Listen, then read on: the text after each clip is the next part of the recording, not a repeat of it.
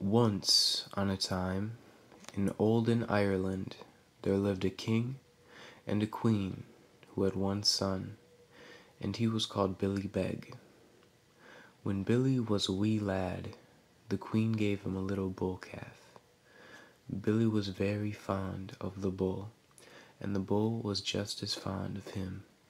The two were never apart.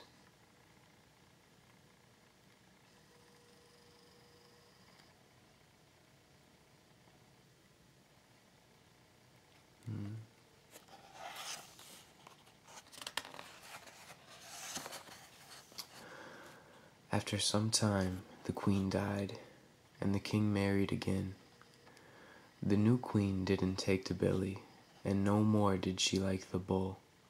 Seeing as how the two of them reminded her of the king's first wife, so she plotted to part Billy and the bull. The new queen pretended to be gravely ill. She told the king that only the blood of Billy's bull could cure her. At first, the king wouldn't hear of it, but the next day the queen grew worse, and the third day she was worse still. So the last, the king consented to have the bull killed.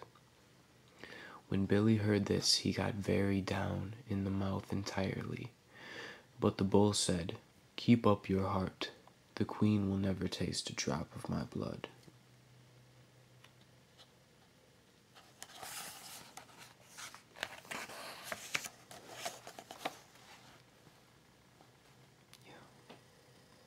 The next day, the queen got up from her sick bed to see the bull killed.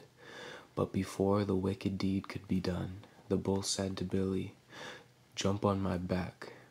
Up Billy jumped, and with that the bull leapt 9 miles high, 9 miles deep, and 9 miles broad, and came down with Billy sticking between the horns.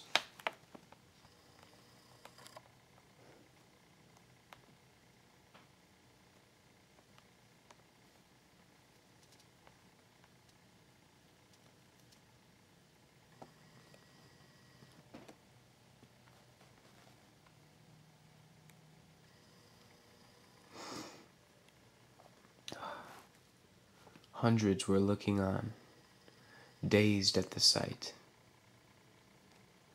When through the crowd the bull rushed, and right over the queen, killing her dead. Away he galloped where you wouldn't know day by night nor night by day, over high hills and low hills, farther than I can tell you, and you can tell me. At last he stopped.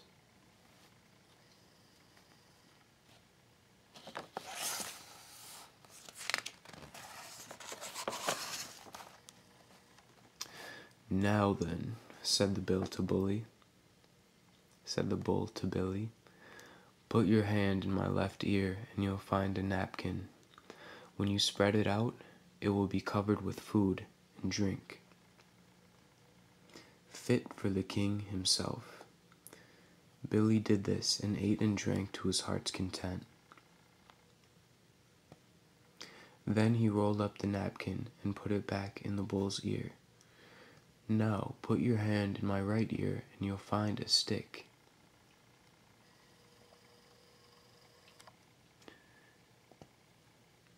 If you swing it over your head 3 times, it will turn into a sword and give you the strength of 1,000 men. When you have no more need of it as a sword, it will change back into the stick again." Billy did all this. "Well and good," said the bull. "Now then, Billy, at 12 o'clock tomorrow I'm to fight a great bull." Billy and the bull started off, and away until they came to the wood where the great bull was waiting. The two bulls fought long and hard, and at last Billy's bull killed the other bull and drank his blood. Then Billy took the napkin out of the bull's left ear and spread it out and ate a hearty dinner. The bull said to Billy, "At 12 o'clock tomorrow I'm to meet the brother of the bull I killed today, and we'll have a hard fight." Billy and the bull started off and away until they came to the wood where the second bull was waiting. The bulls fought long and hard, but at last Billy's bull killed the other bull and drank his blood.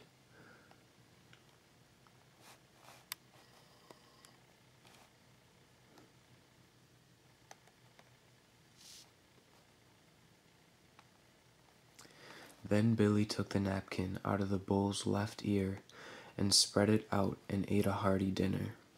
The bull said to Billy, said he, "At 12 o'clock tomorrow, I'm to fight the brother of the two bulls I've killed.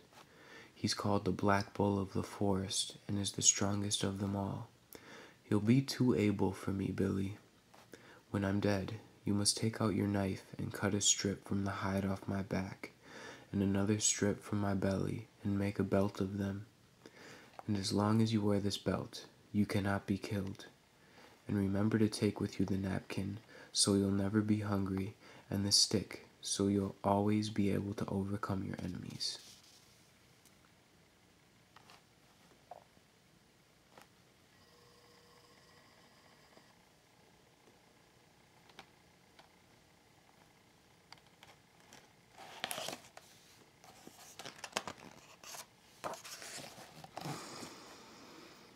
They started off and away, and sure enough, at 12 o'clock the next day,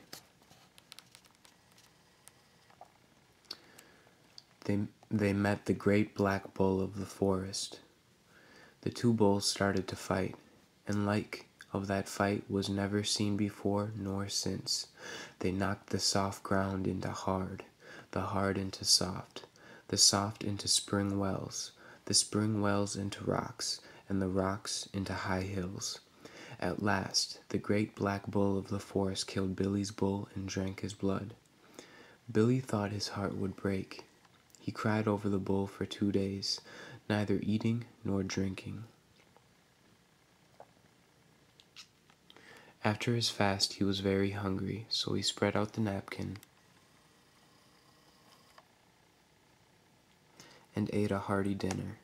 Then he cut a strip of hide from the bull's back and another from his belly and made a belt for himself. He put the belt on, and taking the napkin and the stick, set off to seek his fortune.